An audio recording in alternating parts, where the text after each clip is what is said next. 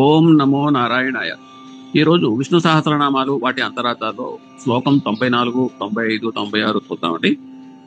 మొదటిగా శ్లోకం 94 ఒకసారి పలుకుతాం. విహాయ సగతిర్జ్యోతిస్ సురుచిర్పుత భుక్ విభుః రవిర్విలోచన సూర్యస్ సవితార విలోచన. మొదటిగా విహాయ సగతికి అంటే ఆకాశం భగవంతుని శరీరం. ఎక్కడ ఆకాశం ఉంటే భగవంతుడు అక్కడ ఉంటాడు. అందుకే పరమాత్మను విహాయ సగతి అంటే ఆకాశంతో సమానంగా నడిచేవాడు అని అర్థం. ఆ విధంగా ఆయన్ను పిలుస్తారు. తర్వాత పదానికి వస్తే జ్యోతి అంటే ఆకాశంలో ఆయన వెలుగు రూపంలో ఉన్నాడు. అందుకని ఆయనకు జ్యోతి అని పేరు. నారాయణుని పరమజ్యోతి అన్నారు. తర్వాత పదాన్ని పోతామండి. సురుచి అంటే ఆయన జ్యోతి శోభనీయం, సుందరం. ఆయన ప్రభావం లోక కళ్యాణానికి తోడ్పడుతుంది. అందువల్ల ఆయనను సురుచిగా పిలుస్తారు. వెలుగు అందరినీ మేల్కొల్పుతుంది, చీకటి నిద్రపుచ్చుతుంది.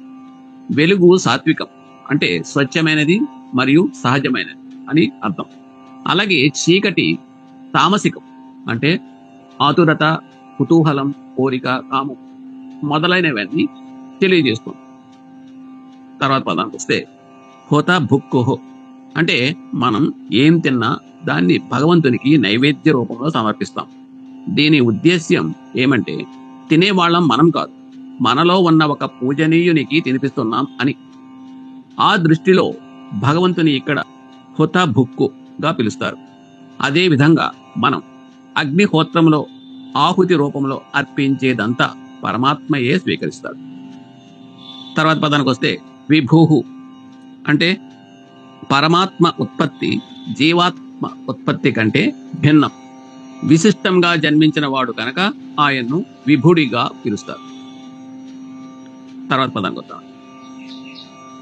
రవి విలోచన సూర్య సవితా అంటే జీవన రసగ్రహణుడైన రవి తన కిరణాలను దశ దిశలా వ్యాపింపచేసే విలోచనుడు. భూమిని సస్యశ్యామలం చేసి ప్రాణులకు అవసరమైన సమస్త పదార్థాలను ప్రసరించే సవిత పరమాత్మ వ్యక్త రూపాలి. తర్వాత పదానికి వద్దామండి. రవిలోచన అంటే వాస్తవానికి పరమాత్మ సూర్య రూపంలోనే ప్రపంచాన్ని చూస్తాడు. భగవంతుని తల మీద అగ్ని ఉందని, సూర్యచంద్రుడు ఆయన నేత్రాలని వేదం చెప్తూ ఉంది. విరాట్ పురుషుని ఈ కల్పన ఆయనను రవిలోచనను చేసింది. సూర్యుడు కూడా ఒక్కడు కాదు, అనేకం. అందువల్ల భగవంతుడు అనేక సూర్యుల అనేక నేత్రాలతో అంతా చూస్తాడు అని దీని అర్థం. ఈ విధంగా శ్లోకం 94 పూర్తయిందండి. తర్వాత శ్లోకం 95 ఒకసారి పలుకుతా. అనంతో హుత భుక్భోక్త సుఖదో నైకజోగ్రజః అనిర్వణ సదామర్షి లోకాధిష్టానమద్భుతః. మొదటిగా అనంతో హుత భుక్భోక్త సుఖదో నైకజోగ్రజః అంటే అంతులేని అనురాగంతో ఆప్యాయంగా అర్పించిన హవిస్సును ఆరగించి యజమానులైన ప్రజలకు శాంతి భద్రతలు సుఖ సంపదలు ప్రసాదించే పరమ భోక్త పరమాత్మని అగ్రజుడు అని పిలుస్తారు. కారణం మనం ఆయనను పూజిస్తున్నామనుకోవటం సరియైంది కాదు. ముందు భగవంతుడు మన గురించి ఆలోచిస్తాడు, తర్వాత మనం ఆయనను ధ్యానిస్తాం అని దీని పూర్తి భావన. తర్వాత పదానికి వద్దామండి. అనిర్విణ అంటే వేద పురుషుడైన పరమాత్మలో నిర్వేద భావం ఎప్పుడూ ఉండదు. ఆయన ఎప్పుడూ ప్రసన్నంగా, ప్రఫుల్లంగా, ప్రేరణపూర్ణంగా ఉంటాడు. అందుకే ఆయనను అనిర్విణ్ణుడు అని అన్నారు. తర్వాత పదానికి వస్తే సదామర్షి అంటే మంచి వాళ్లను చెడ్డవాళ్లను కూడా ఆయన సంతోషంగా ఉంచుతాడు, విశ్రాంతి ఇస్తాడు. తప్పు జరిగితే క్షమిస్తాడు. భక్తులను క్షమించడం ఆయన సహజ లక్షణం. అందుకే ఆయనను సదామర్షిగా కొనియాడుతారు. తర్వాత పదానికి వద్దాం. లోకాధిష్టానం అద్భుత అంటే ప్రజల కోసం మాటిమాటికి జన్మిస్తాడు. అతనికి విసుగు లేదు, వైరాగ్యం లేదు. లోకాలను ప్రశాంతంగా పాలించే పరమాత్మ యొక్క పరిపాలనా విధానం అత్యద్భుతమైనది. సామాన్య దృష్టికి బోధపడేది కాదు. ఈ విధంగా శ్లోకం 95 పూర్తయిందండి. ఇప్పుడు శ్లోకం 96 ఒకసారి పలుకుదాం. సనాతనతమ కపిల కపిరవ్యయ స్వస్తిద స్వస్తి కృత్స్వస్తి స్వస్తి భుక్ స్వస్తి దక్షిణ. మొదటిగా సనాత్ అంటే అతను శాశ్వతుడు, మార్పు లేనివాడు మరియు ఎల్లప్పుడూ ఒకే అందమైన రూపాన్ని కలిగి ఉంటాడు. కావున ఆయన్ను సనాత్ గా పిలుస్తారు. తర్వాత పదానికి వస్తే సనాతన తమః అంటే సనాతనమైన వాటిలో సనాతనం అని అర్థం. సృష్టిలో అన్నింటికీ ప్రధాన కారణం ఆయనే మరియు సృష్టికర్త అయిన బ్రహ్మ వంటి అతి ప్రాచీన వారి కంటే ప్రాచీనుడు. అందుకే ఆయనను సనాతన తమః అని పిలుస్తారు. తర్వాత పదానికి వద్దాం.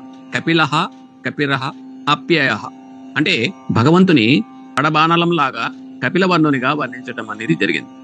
అలానే ఎండిపోయిన లోకాన్ని వర్షజలంతో తడిపేవాడు ఆయనే. ఎక్కువైన నీటిని పీల్చుకొని ఈ ప్రపంచాన్ని జల ప్రళయం నుండి రక్షించే మహావరాహము ఆయనే. కపి అనే శబ్దానికి వరాహం అనేది కూడా అర్థం. ప్రభవ అంటే సృష్టితో ఆరంభించి అప్యయ అంటే లయం వరకు సమస్త కాలచక్రం పరమాత్మ ప్రేరితం. ఈ చక్రం అనంతం, దీనిలో నశించే లక్షణం లేదు. లయం అంటే లీనమయ్యే భావన మాత్రమే ఉంది. ఈ రహస్యాన్ని వ్యక్తం చేయడానికే భగవంతుని అప్యయుడు అని అంటారు. తర్వాత పదానికి వద్దాం. స్వస్తిదః అంటే శుభాన్ని ఇచ్చేవాడు. అతను తన భక్తులకు శుభ ఫలితాలను అందిస్తాడు కాబట్టి ఆయన్ను స్వస్తిద అని పిలుస్తారు. తర్వాత పదానికి వద్దామండి.